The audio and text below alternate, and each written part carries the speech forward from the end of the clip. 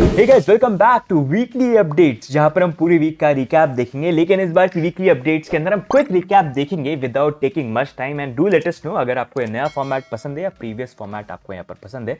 तो weekly update देखते हैं कि पूरे हफ्ते में क्या क्या चीजें यहाँ पर हुई है। लेकिन उससे पहले चलते हैं चार्ट्स पे और देखते हैं करेंटली चार्ट्स पे चल क्या रहा है। तो करेंटली बिटकॉइन की प्राइस $43,000 पे ट्रेड कर रही है। अगर आप देखेंगे उससे पहले हमको बिटकॉइन की प्राइस के अंदर एक लॉन्ग ड्यू 20% करेक्शन डंप भी देखने को मिला, जो काफी मंथ से ऑलमोस्ट सितंबर 2023 से हमको देखने को नहीं मिला था। एंड हिस्टोरिकली बिटकॉइन की प्राइस के अंदर 20-30% के जो डंप होते हैं वो हमेशा हेल्दी होते हैं, मतलब टाइम टू टाइम वो आ जाने चाहिए। जैसा आप देख सकते हैं चार्ट के अंदर, हमने पहले भी काफी बार शेयर किया था कि 20% का dump we have to see whether it comes, आता है कि वो यहाँ पर नहीं आता है। तो वही हमको फरवरी के अंदर देखने को मिला जब बिटकॉइन स्पॉट ETF यहाँ पर लॉन्च हो गया। उसके बाद प्राइस करंटली $43,000 पे ट्रेड करी है। लेकिन आई फील जनवरी मंथ जैसे स्लो रहा वैसे ही हमको फरवरी मंथ भी थोड़ा सा स्लो देखने को मिल सकता है।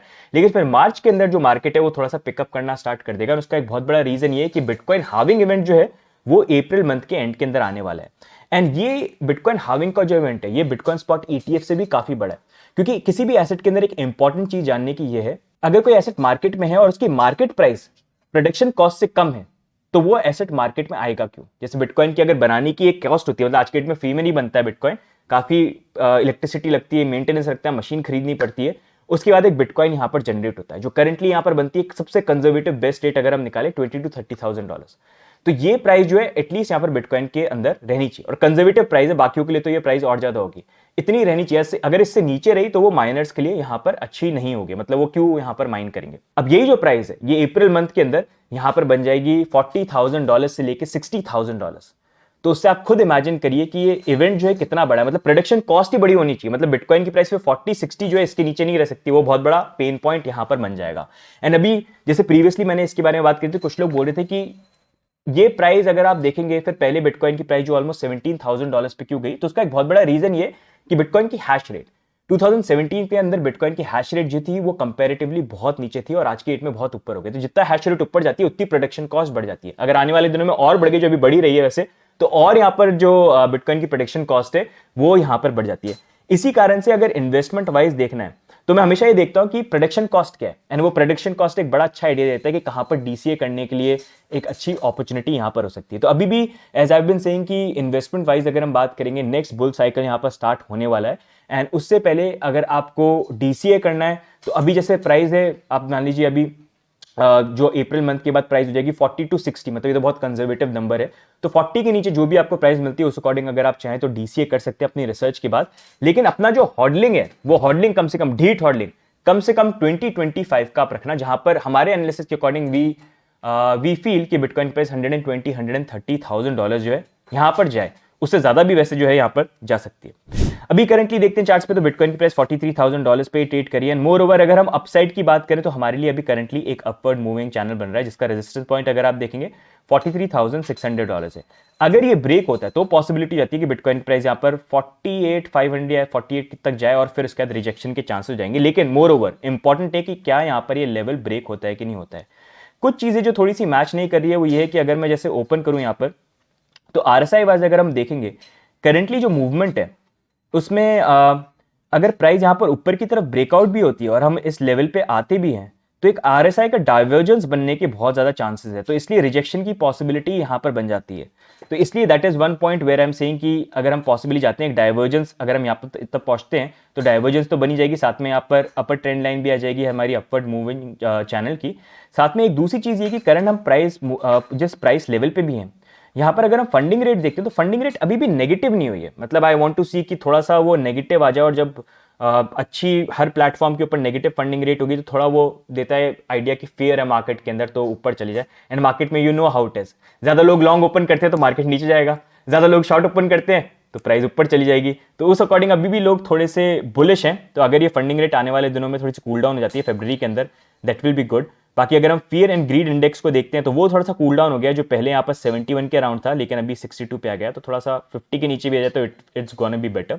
तो ओवरऑल गाइज अभी तक करंटली बिटकॉइन की प्राइस के लिए यही यहाँ पर अपडेट है। वील हैव टू सी यहाँ पर बिटकॉइन की प्राइस $43,000 के ऊपर जाके क्या यहाँ पर इसको ब्रेक करके 48 टेस्ट करती है कि नहीं करती है। एंड सपोर्ट वाइज अगर आप बात करेंगे तो सपोर्ट अभी भी हमारा ये 39 से $40,000 का एरिया हो गया, विच वी नीड टू सी कि वेदर बिटकॉइन होल्ड्स और नॉट। अगर ये ब्रेक हुआ तो फिर वो नीचे वाली टेस्ट की जो पॉसिबिलिटी है वो यहां पर बन जाएगी। बट एनीवेज ये शॉर्ट टर्म मूवमेंट है, ट्रेड प्लान करनी है तो उस अकॉर्डिंग आप देख के टीए करके कर सकते हो, लेकिन अभी लंबी प्लानिंग करने का एक अच्छा टाइम है जहां पर लॉन्ग टर्म इन्वेस्टमेंट, थोड़ा सा लॉन्ग टर्म तो क्या मतलब 2 साल का इन्वेस्टमेंट हम मान लो, 2-3 साल का जो भी है 2025 तक का, तो उस अकॉर्डिंग अगर आपको इन्वेस्टमेंट प्लान करना है, डीसीए करना है, तो आई होप आपको एक आइडिया मिल गया कि कहां पर कौन से पॉइंट्स पे आप कर सकते हो। बाकी कल एक वीडियो आएगा जहां पर हम बात करेंगे कि कैसे हमने बिटकॉइन की प्रोडक्शन कॉस्ट को यहां पर निकाला है, तो उसको लेके सारी चीजें बैक करके we will show you. And also recently India के अंदर P2P स्कैम्स बहुत हो रहे हैं, जिसके कारण लोगों के एक्चुअल बैंक अकाउंट जो होते हैं वो यहाँ पर फ्रीज हो जाते हैं। तो उसका क्या सोल्यूशन है, क्या प्रिकॉशंस लेने चाहिए, क्या लोगों ने प्रॉब्लम फेस करी, कैसे उसको फिक्स किया, तो उसको लेके एक डिटेल वीडियो भी आने वाले टाइम पे हम आपके लिए लेके आएंगे। अब नेक्स्ट मूविंग ऑन, इस वीक की इंपॉर्टेंट न्यूज और अपडेट को देखेंगे। तो मैक्रो अपडेट के अंदर यूरोपियन यूनियन की GDP for Q4 came out at 0%।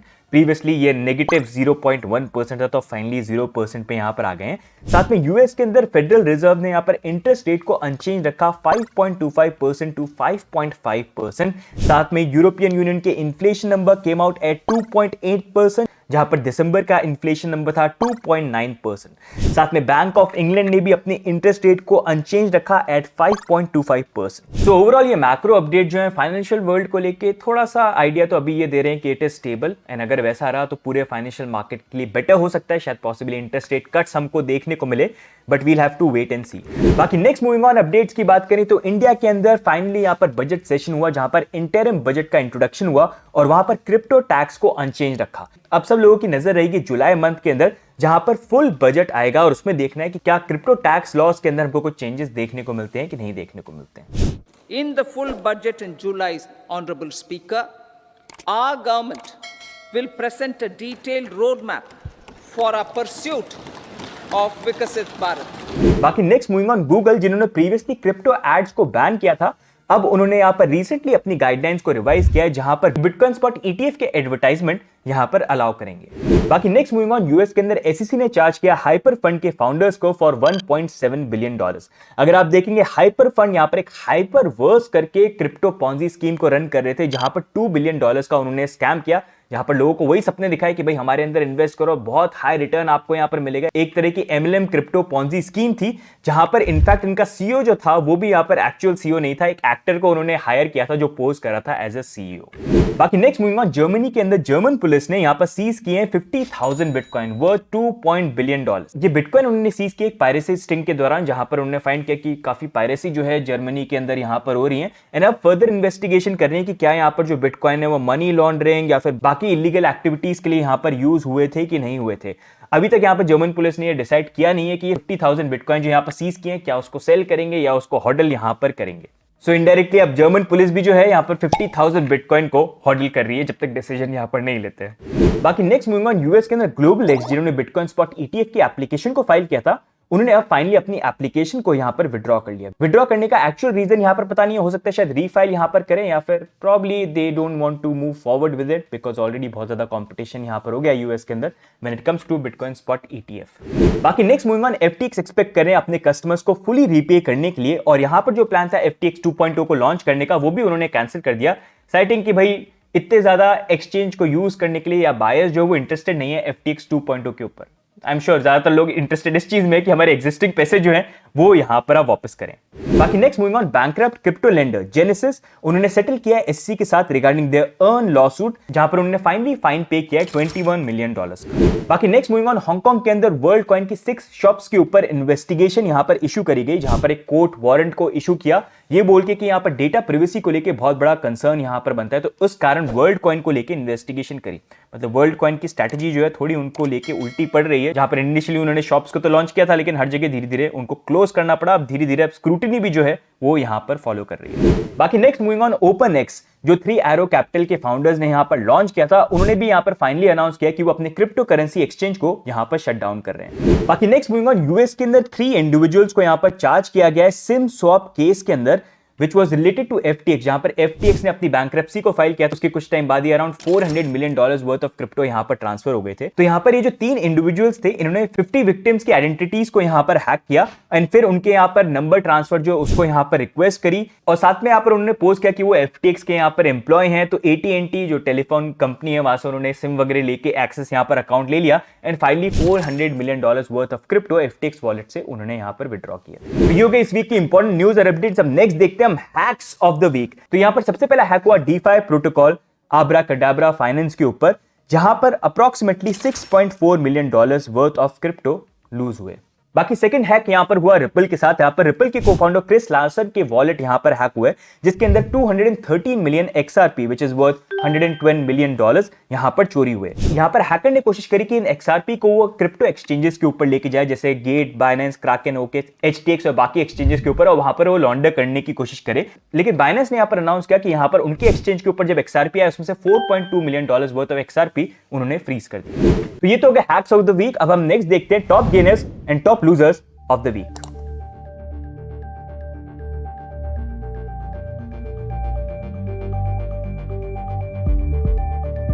अब नेक्स्ट मूवी वन हम देखते हैं fun fact of the week. तो highly controversial figure Andrew Tate, जो एक टाइम पे क्रिप्टो स्पेक्टिक थे, उन्होंने यहां पर रिसेंटली एक ट्वीट को डिलीट किया। ट्वीट किया था जहां पर उन्होंने अनाउंस किया कि मैं अपना खुद का यहां पर एक टोकन को लॉन्च कर रहा हूं, उसको $100 मिलियन से यहां पर बैक करूंगा। तो जब उन्होंने ये ट्वीट किया तो उससे काफी मिक्स्ड रिएक्शन यहां पर देखने को मिले। लोगों ने यहां पर ये बोला कि मतलब पहले तो काफी क्रिटिसाइज करते थे क्रिप्टो को, पंप एंड डंप के बारे में और काफी सारी चीजों के बारे में बात करते, लेकिन खुद यहां पर अब वो जो चीज है तुम यहां पर कर रहे हो, लोगों को स्कैम करने की तुम्हारी ये एक पॉन्जी स्कीम यहां पर लेके आ रहे हो।